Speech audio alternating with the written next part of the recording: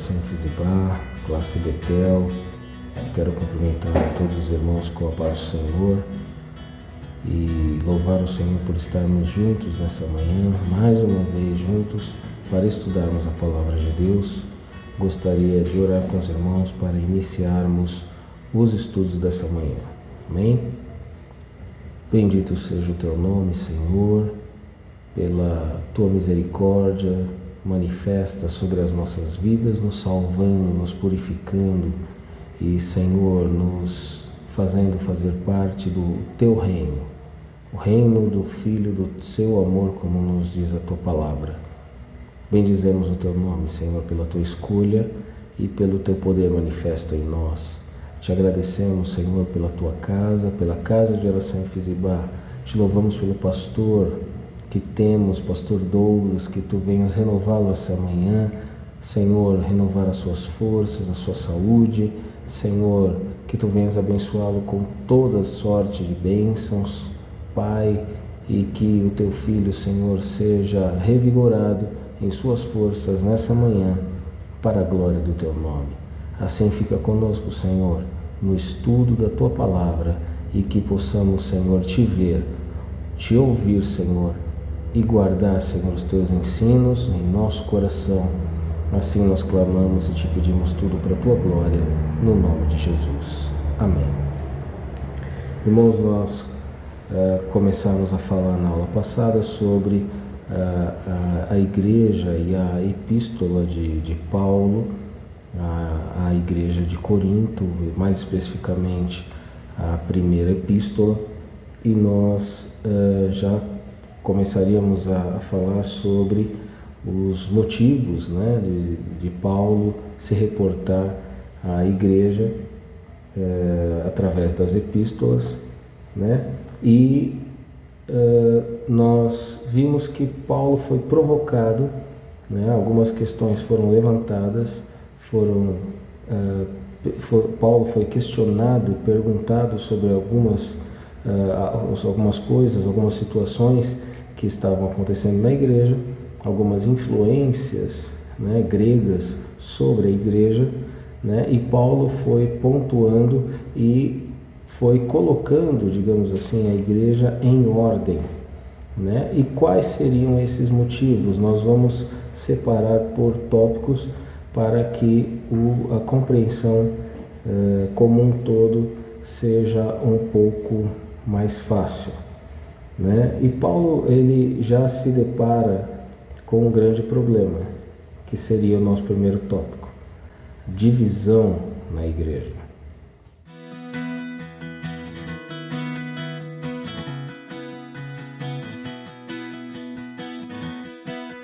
Logo, irmãos, que Paulo ele saiu de Corinto, né, após ter fundado a igreja, né, em Corinto, Apolo chegou e deu prosseguimento no trabalho ao trabalho de Paulo, né?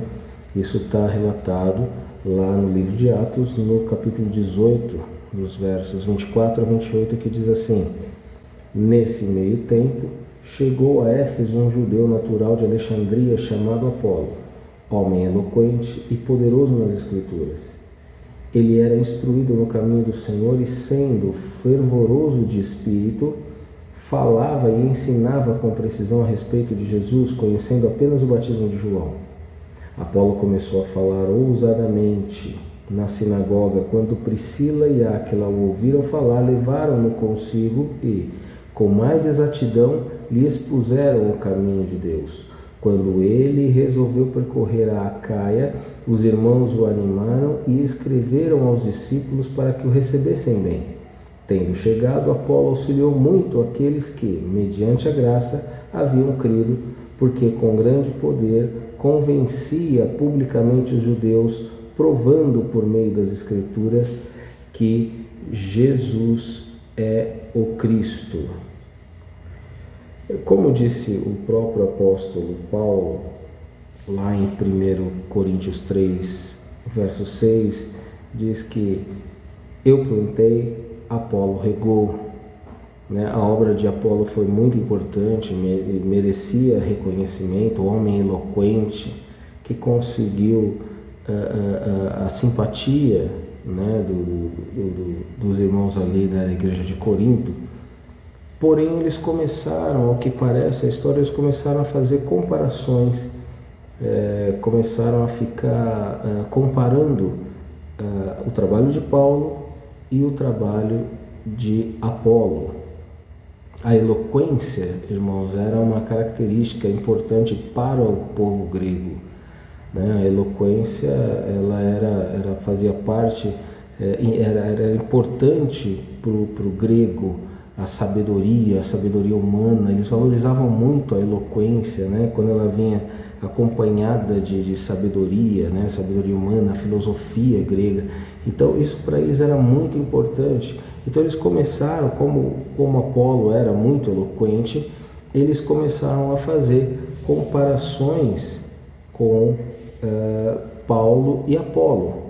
E olha o que diz lá em 1 Coríntios 2, nós vamos ler do 1º versículo ao 5º versículo, que diz assim: Eu, irmãos, fui ter convosco anunciando-vos o testemunho de Deus, não o fiz com ostentação de linguagem ou de sabedoria, porque decidi nada saber entre vós, senão a Jesus Cristo e este crucificado.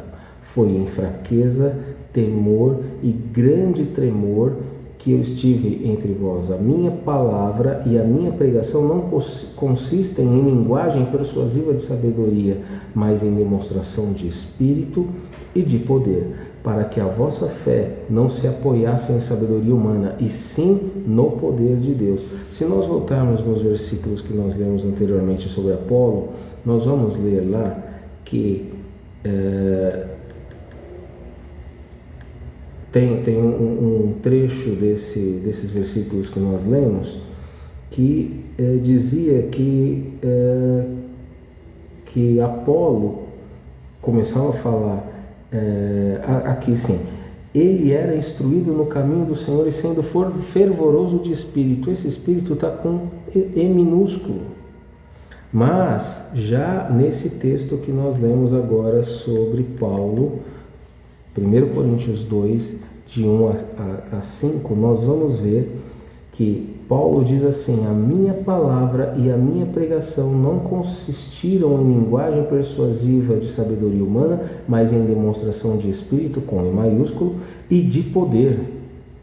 Ou seja, irmãos, eles começaram a fazer esse tipo de comparação e até questionando a autoridade do ministério de Paulo, né? E aí, irmãos, não tem jeito, se formam os partidos dentro da igreja. Aí se formam os partidos que o próprio apóstolo Paulo vai mencionar em 1 Coríntios 1,12, dizendo o seguinte: refiro-me ao fato de cada um de vós dizer, eu sou de Paulo, e eu de Apolo, e eu de Cefas, e eu de Cristo. A verdade é que nós não sabemos se Pedro esteve, né? Pedro, no caso Cefas, né? que é Pedro, nós não sabemos se ele esteve em Corinto, mas o mais provável é que, falando sobre Cefas, sejam os judeus cristãos que vieram de Jerusalém, né? e traziam com eles essa tradição judaica, e por isso eles citam Cefas, né? E pode ser também os judaizantes que trouxeram grandes problemas para Paulo, podem fazer essa referência de Cefas nesse versículo, né? Eu sou de Paulo, eu sou de Apolo e eu de Cefas. Como é que Pedro entrou nesse bolo aí? Muito provavelmente pelos judeus cristãos, pelos judaizantes que tantos problemas criaram, né? Outro termo que nós encontramos é os de Cristo. O fato de eles se denominarem de Cristo pode ser tanto positivo como negativo. Por quê? Porque pode se referir a uma maior entrega, né? Pode ser uma maior consagração dizendo que eu não sou de homens, eu sou de Cristo, que é muito válido e muito positivo, mas pode também parecer uma negativa quanto à autoridade, né, a soberania de Deus através de Paulo, na autoridade da administração da igreja sobre a vida de Paulo, sobre a liderança paulina. Então, os de Cristo, se nós observarmos, e nós vamos observar lá já na segunda carta, nós vamos ver que os que se denominavam de Cristo, eles, na verdade, eram os mais problemáticos. Ou seja, esse primeiro tópico diz a respeito desse grande problema que Paulo enfrentou ali em Corinto, que era a divisão da igreja, né? A cisão da igreja e os partidos que haviam ali na igreja.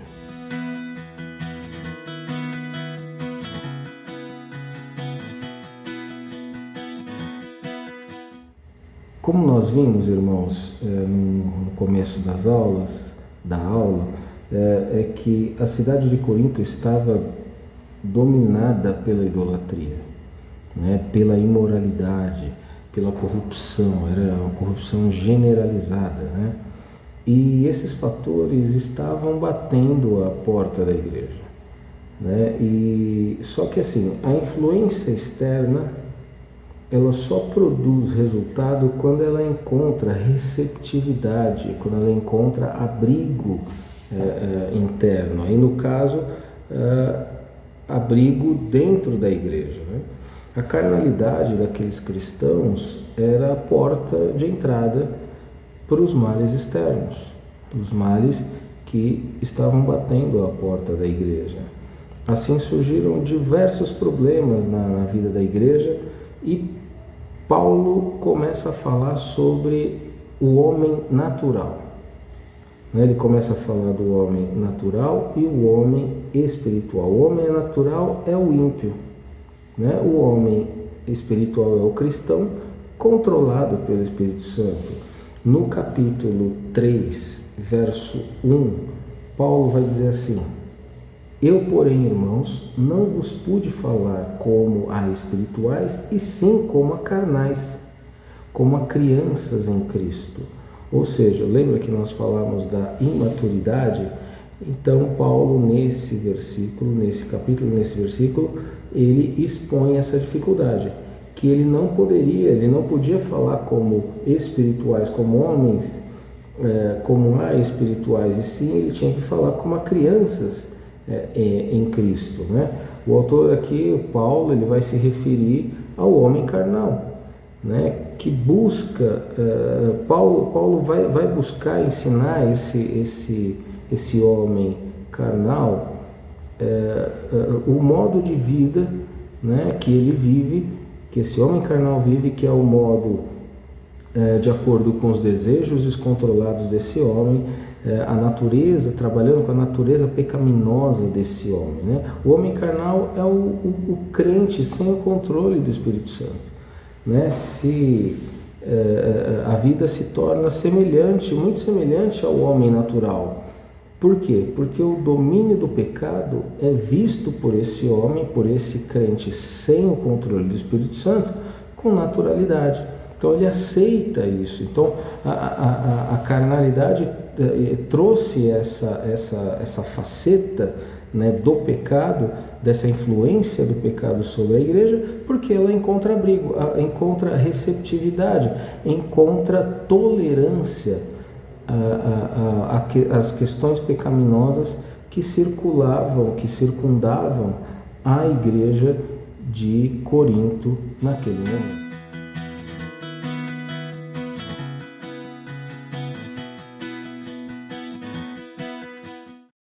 Falando um pouco, irmãos, da influência da cidade, né, sobre a igreja, nós vemos no capítulo 5, verso 1 de 1 Coríntios, Paulo dizendo assim: geralmente se ouve que há entre vós imoralidade tal como nem mesmo entre os gentios, isto é, haver quem se atreva a possuir a mulher de seu próprio pai.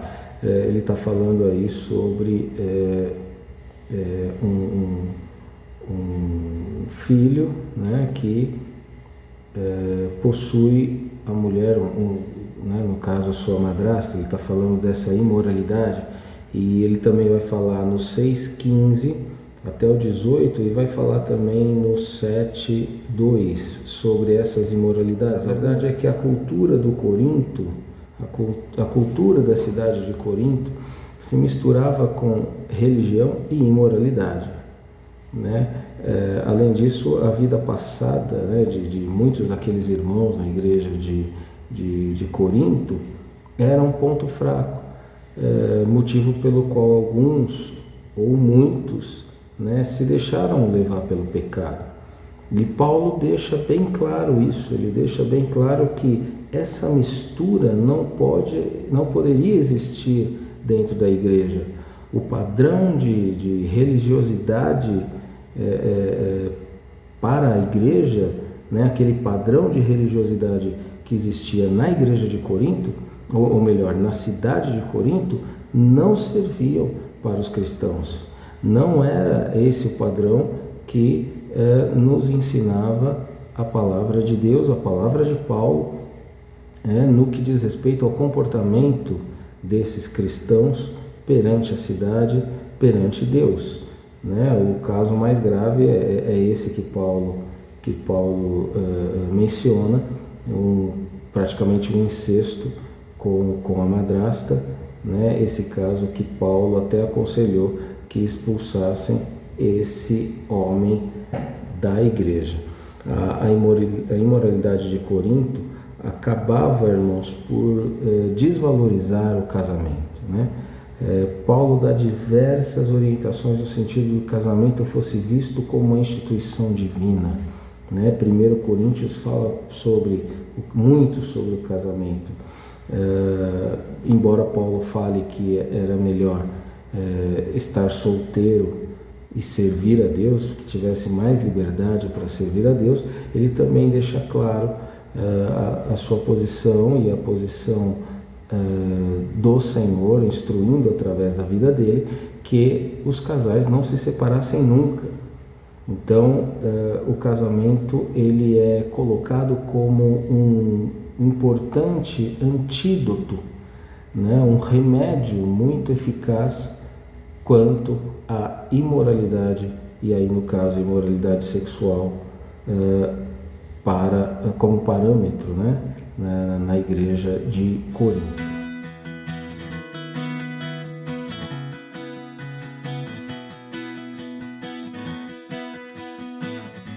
Irmãos, Afrodite era considerada a deusa do amor, né? E ela é a principal entidade, né? A principal deusa ali na cidade de Corinto, o culto mais importante religiosamente falando, né? E esse amor da deusa Afrodite, ele tinha uma conotação principalmente sexual, né?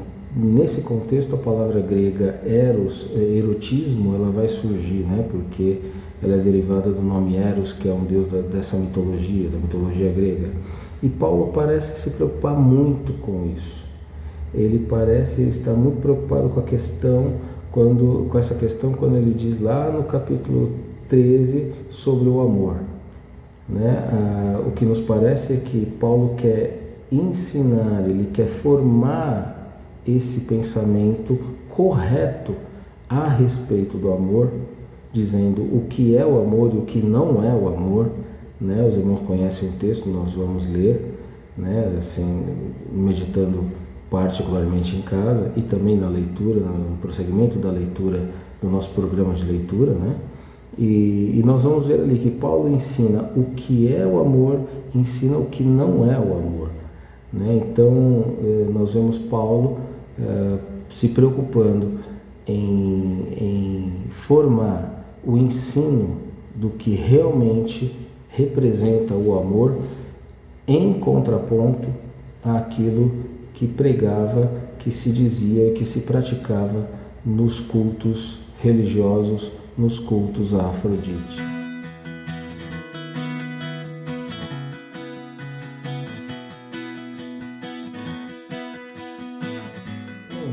Paulo, no texto de 1 Coríntios 14, e aí mais especificamente dos versos 23 a 35, Paulo vai falar sobre a ordem, sobre a decência e ordem no culto. Nós sabemos que, considerando o costume grego com o culto a Afrodite, nós deduzimos que ali já não existia, não se encontrava a ideia de reverência, ordem, decência, organização. Os cultos da igreja, embora não haviam as mesmas práticas, eles estavam tanto quanto o que nós podemos chamar de tumultuados. Então Paulo escreveu procurando estabelecer princípios que pudessem regular, que pudessem regulamentar as reuniões na igreja. Por isso que ele fala sobre as línguas, quando se fala em línguas que haja interpretações, para que quando chegassem os indoutos, eles pudessem compreender. Falam da manifestação dos profetas, que não sejam mais que 2 ou 3. Aconselha as mulheres que fiquem caladas durante o culto, que guardem as perguntas para os maridos em suas casas.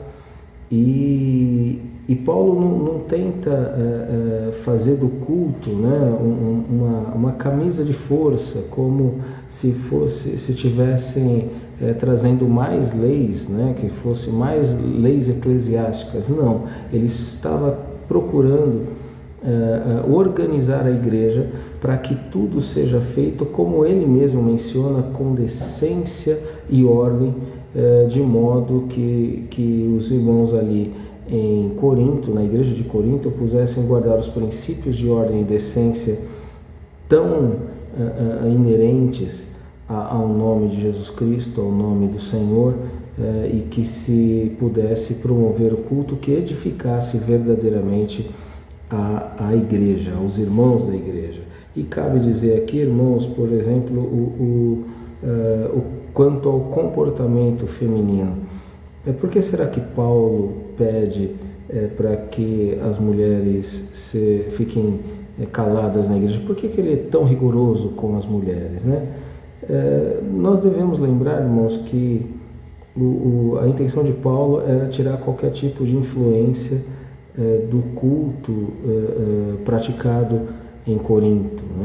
A principal divindade de culto de Corinto era a deusa Afrodite.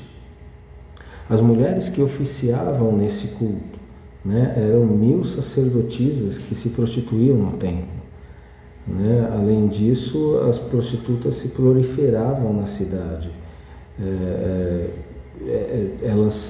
Quando uma mulher estava na rua, estava sem véu ou com cabelo curto ou mesmo raspado, já se deduzia que ela estava disponível, que ela era uma prostituta, e dessa maneira elas eram identificadas.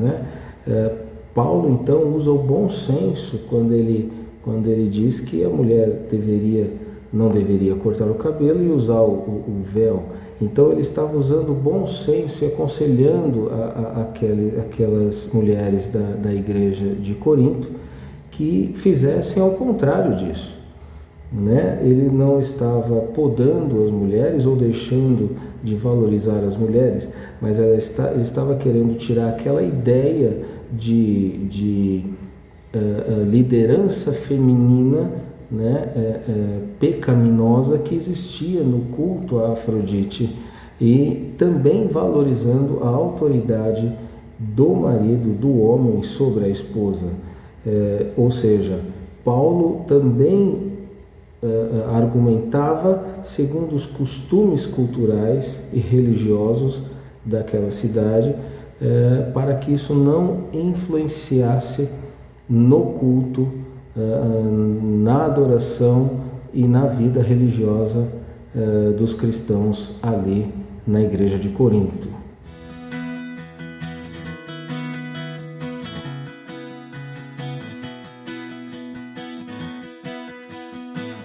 Irmãos, assim como ocorria no judaísmo, os sacrifícios de animais eram comuns em diversas religiões. Parte do animal era queimada sobre o altar, né? Outra parte servia aos ofertantes, os sacerdotes e convidados. Nos cultos pagãos era comum, né, o sacrifício de animais, e dessa influência surgiram alguns problemas para a igreja. Um deles é que os cristãos realizavam as refeições num ambiente tumultuado e chamavam isso de ceia do Senhor, né? Os ricos levavam grande quantidade de comida e bebida para a igreja. Alguns chegavam até 1 Coríntios 11, 20, 22, né? Chegavam a ficar embriagados, e enquanto isso, pobres muitas vezes não tinham o que levar.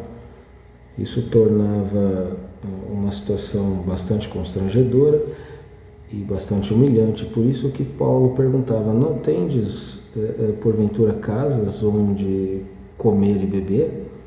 Né? Então Paulo orienta como se deveria ser a ceia do Senhor, como deveriam ser as reuniões, com reverência, com decência, ordem e santidade.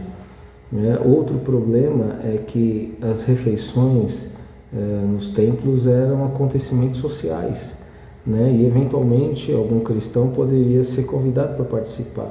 Então Paulo também orienta dessa forma. Estariam diante de um alimento sacrificado a ídolos. Paulo diz que o ídolo não é nada, que a carne sacrificada é como qualquer outra carne. Ali não existe nenhuma maldição ou contaminação. Porém, se um cristão que antes adorava naquele templo pagão vê um irmão comendo ali a carne de sacrifício, então ele pode se sentir tentado a voltar à prática antiga. Por isso que ele diz: eu deixo de comer carne. Se isso vai fazer tropeçar o meu irmão, eu deixo de comer carne, nunca mais eu como carne. Por isso que ele faz essa citação. E se a participação dessas refeições pode se tornar motivo de escândalo, então Paulo diz que é melhor evitá-la, né? Muitas vezes essas carnes elas iam parar no mercado. Essas carnes sacrificadas iam parar nos mercados para se comer. Eles comercializavam essas carnes. Sobre isso Paulo também ele instrui, dizendo que você deve comprar a carne sem preocupação, sem perguntar. Não deveria perguntar a origem dela. Da mesma forma, se o cristão fosse almoçar na casa do ímpio, não deveria perguntar se aquela carne era sacrificada. Então, se o anfitrião dissesse que aquela carne era um sacrifício a ídolo, então o cristão deveria recusá-la. O crente deveria recusá-la por causa do ídolo ou por causa do animal. Não por isso, mas porque isso poderia seria um mau testemunho. Ele poderia estar, alguém poderia estar interpretando como uma participação na idolatria, ou no mínimo uma aprovação, um consentimento com aquele sacrifício.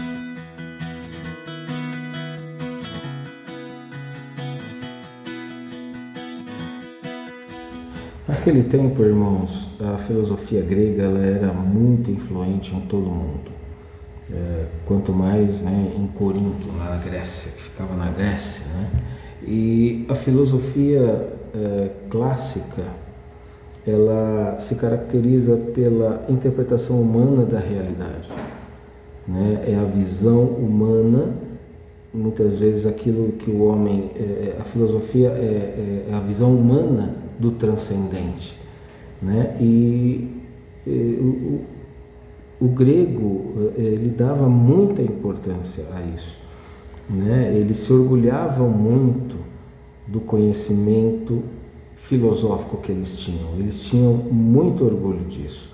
E quando nós vemos Paulo trazendo conceitos, né? Dizendo a eles que a forma com que eles entendiam o amor, por exemplo, era errada, e que a filosofia era usada para justificar, né, como justificativas para o pecado, né? E ele dizia mais, ele dizia que a sabedoria humana era loucura, né? O entendimento humano é loucura. Isso trazia muito incômodo aos gregos, né? E Paulo procura realmente se contrapor a isso, se contrapor à visão que eles tinham, principalmente quanto ao sentido do amor, da liberdade, da sabedoria, né? No texto de 1 Coríntios 1, 18 até o capítulo 2, 16, Paulo vai trazer um confronto maravilhoso entre a sabedoria humana e a sabedoria divina, justamente por esse motivo. Estava em alta, muito em alta, o pensamento gnóstico, né? Que supervalorizava o conhecimento humano e até associava o conhecimento humano à salvação. Dizia que você só poderia ser salvo numa experiência muito grande com o conhecimento, né? com o conhecimento humano. E na verdade, Paulo, ele confronta essa ideia. Os gnósticos diziam que a matéria é má. Se a matéria é má, o casamento também é mau, os homens são maus, tudo era mau. E Paulo combate essa ideia, muito essa ideia, já lá no capítulo 7 de 1 Coríntios, o verso 5, Paulo vai trazer esse confronto, né, de sabedoria humana e sabedoria divina, trazendo esse embate e esse combate a esse pensamento gnóstico sobre a matéria, sobre o homem, sobre o corpo humano, enfim,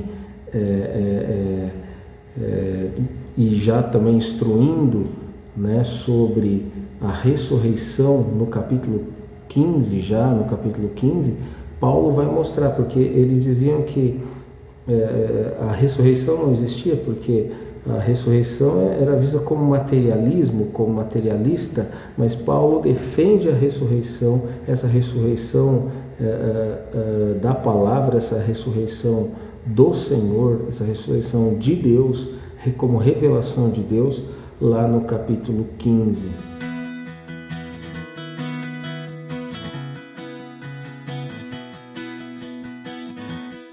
Irmãos, conhecimento, liberdade e amor eram elementos muito mal interpretados ali em Corinto, né? Mal colocados, mal valorizados, né? Isso veio trazer alguns problemas, uma série de problemas sobre a igreja, né? Alguns julgavam que a liberdade era o direito de poder fazer tudo e até, quem sabe, se relacionar com as meretrizes. Paulo vai totalmente contra essas variações da influência filosófica sobre a igreja, sobre os cristãos, né? Essa influência filosófica e essa falsa interpretação sobre liberdade. Tanto que ele diz lá no capítulo 10, 23, ele diz: todas as coisas me são lícitas, mas nem todas me convêm. Né? Não sabeis vós que vossos corpos são membros de Cristo? Ou seja, Paulo já instruindo sobre a liberdade, a liberdade para o cristão como liberdade com limites, né? Limites do pecado, né? Quando ele fala que todas as coisas são lícitas, mas existem coisas que não convêm. E dessa forma ele mostra da mesma forma que diz quanto ao alimento sacrificado. Se isso escandaliza o irmão, então eu não faço. Então Paulo faz essa relação nesse texto, né, trazendo a ideia cristã, trazendo a ideia de Deus do que é liberdade, do que é conhecimento, do que é amor, principalmente desses 3 elementos, já nessa parte desse texto, sobre a liberdade, quando ele diz que tudo é lícito, mas nem tudo convém.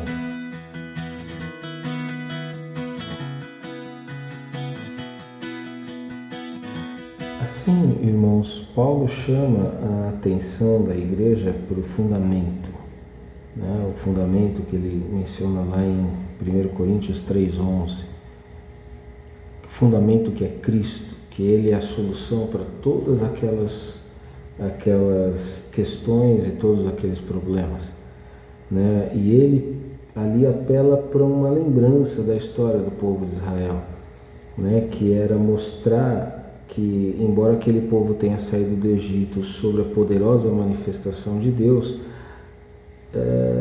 apareceu no deserto de fato o fato de ter deixado se levar por algumas tentações diversas. Ele faz esse paralelo, no deserto Israel teve as tentações, teve saudade do Egito, e desejaram as carnes do Egito, fizeram um bezerro de ouro, caindo em idolatria. Então, Paulo faz esse paralelo, traça esse paralelo entre a vida que os irmãos da igreja de Coríntios deveriam ter e não voltar atrás, não sentir saudades daquela época em que viviam sob o pecado. Enfim, ele faz esse paralelo, traça esse paralelo, advertindo aqueles irmãos dos riscos de fracasso na fé, caso isso ocorresse com a vida dele.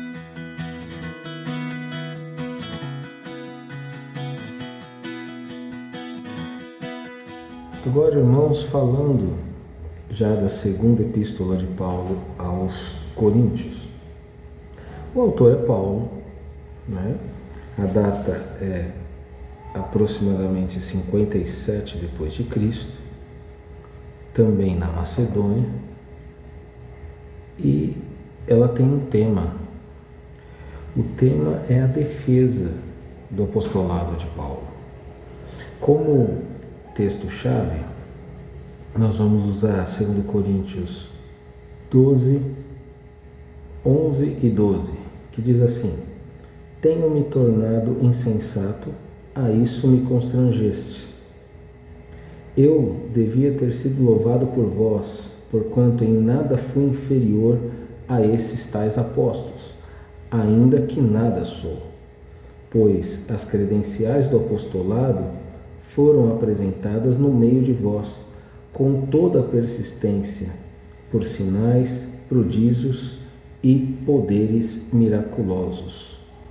A segunda epístola de Paulo aos Coríntios, irmãos, ela tem 3 partes distintas e que não estão claramente ligadas, não estão diretamente ligadas, mas nós vemos do capítulo 1 ao 7 que nós vemos ali uma exposição do ministério apostólico. Os capítulos 8 e 9 têm a ver com a coleta de ofertas para a igreja em Jerusalém, e os outros capítulos, lá de 10 a 13, são uma defesa contra os oponentes do ministério de Paulo.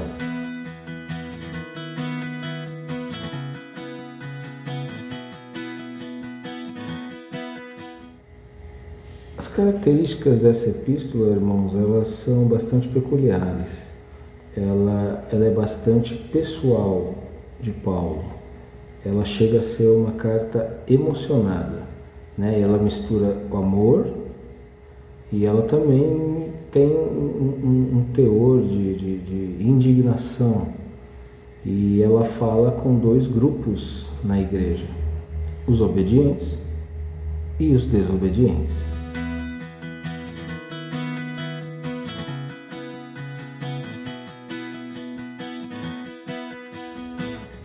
No estudo da primeira epístola, irmãos, nós vemos que a igreja de Corinto estava dividida em partidos, de acordo com as preferências, né, de cada um.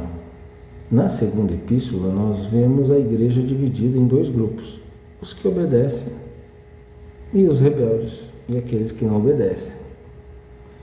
Como acontecia em vários lugares, irmãos, muitos judeus convertidos ao cristianismo queriam impor a lei mosaica aos cristãos gentios. Os judeus são normalmente chamados de judaizantes, né? Devido ao esforço que eles fazem de judaizar os cristãos, ou judaizar o cristianismo, né? Eles fizeram vários ataques ao ministério de Paulo. Como não havia nenhum motivo concreto, né, que pudessem acusar Paulo, os judaizantes apelavam para qualquer argumento possível. Até mesmo uma mudança nos planos de viagem de Paulo serviram para acusá-lo de imprudente ou de leviano, enfim. Outro ponto muito explorado foi a expectativa grega em relação aos líderes, né?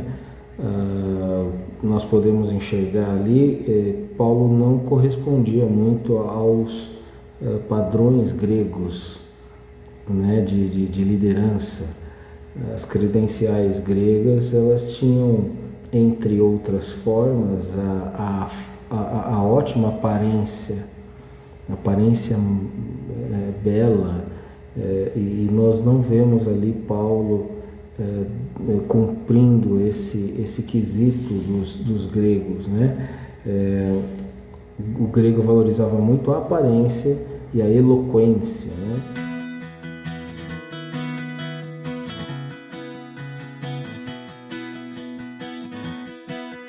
Como se Paulo, irmãos, ele assumisse o papel do seu próprio advogado. Ele se lança num discurso pessoal, a sua defesa, né, as suas colocações, as suas perspectivas da igreja em relação aos ministros de Deus. Essa abordagem se encontra também na primeira epístola, né? Os cristãos que formavam ali em torno dos líderes, né? Eles também atacavam Paulo.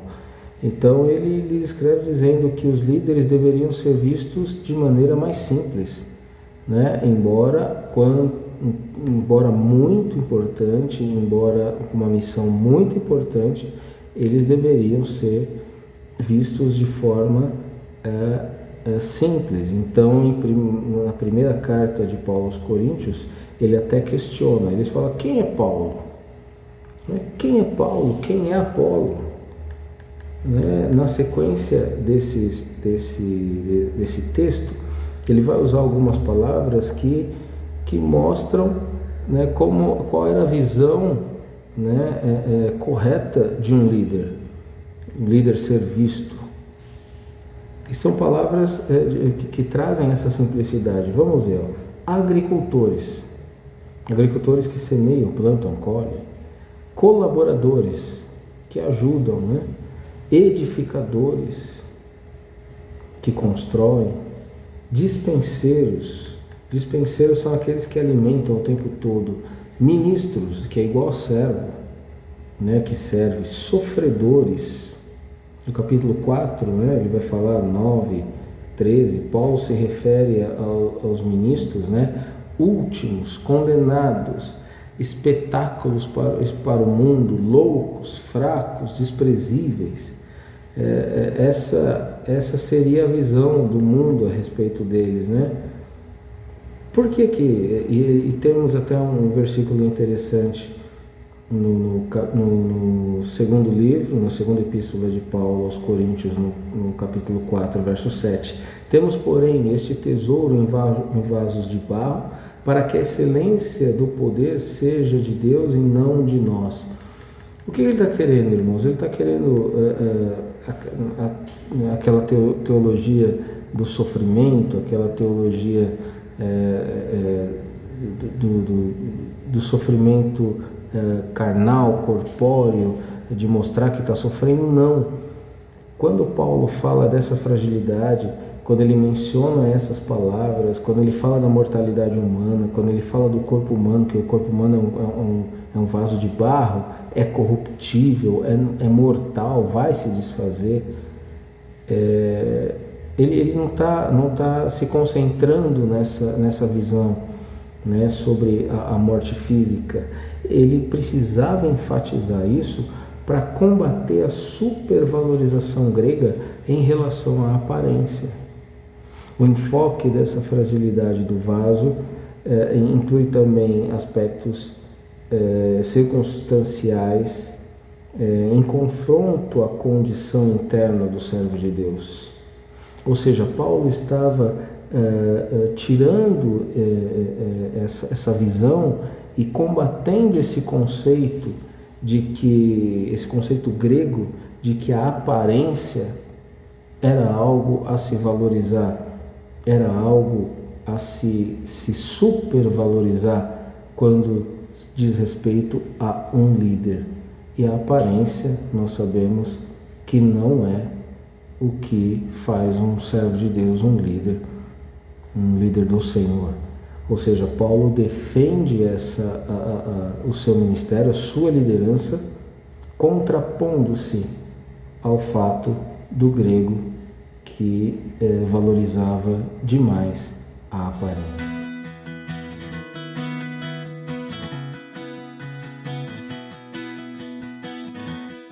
Para combater, irmãos, esses que procuravam desvalorizar o ministério de Paulo, ele apresentava suas credenciais, que não eram aquelas esperadas pelos gregos, em torno da aparência e da eloquência. Isso pode constituir meios facilitadores do engano. A beleza, a comunicação não servem de parâmetro para julgar um servo de Deus, nós sabemos. Tanto que Jesus disse: acautelai-vos dos falsos profetas que vêm disfarçado entre vós de ovelhas, né? Mas interiormente são lobos devoradores. Pelos frutos os conhecereis. Ou seja, a aparência não diz absolutamente nada sobre um servo de Deus. A aparência que nós dizemos no conceito grego, né? Alguns queriam que Paulo mostrasse cartas de apresentação emitidas, quem sabe, pelos apóstolos de Jerusalém. Isso nós encontramos lá no capítulo 3 da segunda carta de Paulo aos Coríntios.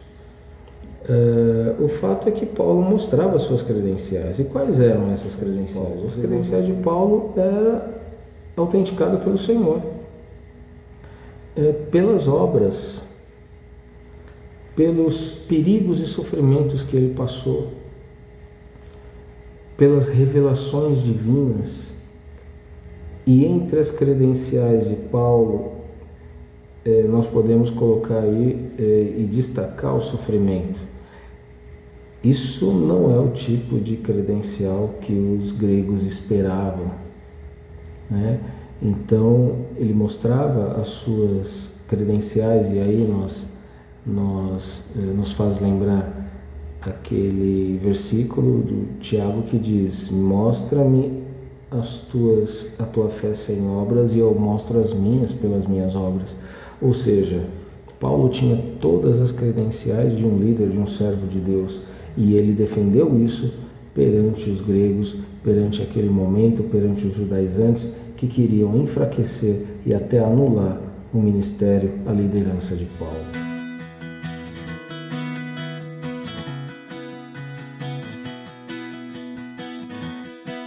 Paulo nos surpreende quando se gloria na tribulação. Nós vamos ver lá em 2 Coríntios 11, no verso 30. Gloriar-se nas fraquezas não significa gloriar-se no pecado, mas nas limitações e nas incapacidades próprias do ser humano. Novamente, nós vemos ali proposição, né? uma contraproposta àquilo que pregavam os gregos, né? Paulo propõe que a causa das nossas fraquezas, que é por causa delas que nós recebemos a manifestação do poder de Deus. Diz: quando eu estou fraco, aí eu estou forte. Ou seja, é na fraqueza do homem que ele conhece o poder de Deus. Então, nós queremos sempre ser fracos para que Deus ele sobressaia. Convém que Jesus cresça e que diminuamos nós, como diz a palavra de Deus. Ou seja, Paulo ele defende o seu ministério, assumindo a sua fraqueza, a sua humanidade e colocando o Senhor e a força do Senhor como principal dinamis em sua vida. O Espírito Santo que realizou grandes obras sobre ele e através da vida dele. Ou seja, essas eram as credenciais de Paulo. Esse era o testemunho de Paulo, né? Jesus um dia disse assim: se vocês não creem por aquilo que eu falo, creiam por aquilo que eu realizo, creem pelos sinais que vocês estão vendo. E assim foi dessa forma que Paulo apresentava também as suas credenciais. Ou seja, ele foi feito ministro do Senhor, pelo Senhor, apóstolo chamado pelo Senhor, e defendeu isso na segunda epístola enviada aos crentes ali em Corinto. E aí, irmãos, eu gostaria de destacar, já partindo para o final, duas coisas. Uma é o fato da cisão, o fato da separação, e aí falando da unidade da igreja, um assunto tão visto ali na primeira carta de Paulo. O nosso cuidado para que nós não sejamos homens crentes que dividem e que façam esse trabalho de divisão na igreja. Nós temos que ter cuidado sobre isso, que não sejamos nós instrumentos para a divisão, que sejamos instrumentos para a unidade, instrumentos para a bênção, instrumentos para sermos abençoadores e edificadores do corpo de Cristo. E já ali falando da segunda epístola de Paulo aos Coríntios, eu gostaria de destacar o reconhecimento da liderança daquele a quem o Senhor preparou e daquele a quem o Senhor instituiu como líder. Que sejamos submissos ao nosso pastor, que sejamos obedientes ao nosso pastor, porque a palavra de Deus diz que, sendo assim, nós atraímos as bênçãos de Deus para nós. Nós seremos abençoados agindo dessa forma. Que isso esteja no nosso coração, que ao lermos os capítulos nas cartas de 1 Coríntios, 2 Coríntios, nós possamos nos lembrar de que a nossa unidade traz bênçãos para as nossas vidas e a nossa obediência ao nosso pastor também traz bênção para a nossa igreja. Que nós tenhamos isso em nosso coração e possamos desfrutar das palavras de Paulo e possamos aprender com elas. Amém, irmãos? Eu gostaria de orar ao Senhor, agradecendo a Deus por essa aula. Senhor, louvado seja o Teu nome, bendito seja o Teu nome, por aquilo que nós podemos aprender, Senhor, pela Tua palavra. Tua palavra diz que tudo que foi escrito antigamente foi escrito para o nosso ensino, Senhor. Que possamos verdadeiramente aprender a sermos instrumentos de unidade na Tua casa. Aprendermos a sermos, Senhor, ó Deus, instrumentos de bênçãos, edificadores da Tua igreja, Pai. Assim, Senhor, ajuda-nos a sermos esses instrumentos para Te servirmos, Senhor, dando a Ti o melhor de nós, a Ti, a Tua igreja, a Tua obra, Pai. Também, Senhor, ó Deus, ajuda-nos a cada dia a sermos submissos, obedientes à Tua voz através da boca do Teu servo, a sermos submissos à Tua ordem através da vida do nosso pastor. Ajuda-nos a cada dia a sermos, Senhor, ovelhas obedientes que aquecem os pés do nosso pastor, obedecendo a Tua voz em sua boca, Pai. Assim, Senhor, abençoa-nos nesse dia. Vem, Senhor, ó Deus, agir grandemente. Aquele irmão que precisa de Ti, que precisa de uma bênção, alcança para a Tua glória. Que todos nós, Senhor, nos sintamos abençoados por essa palavra, abençoados, Senhor, pelo Teu poder, pelo Teu Espírito. Fica conosco, Senhor, e nos ajude. Nós clamamos para a glória do Teu nome. Amém. Assim, irmãos, agradeço a atenção dos irmãos e agradeço a Deus por cada aluno, por cada irmão, que o Senhor possa abençoar o lar de cada um dos irmãos. Que Deus abençoe.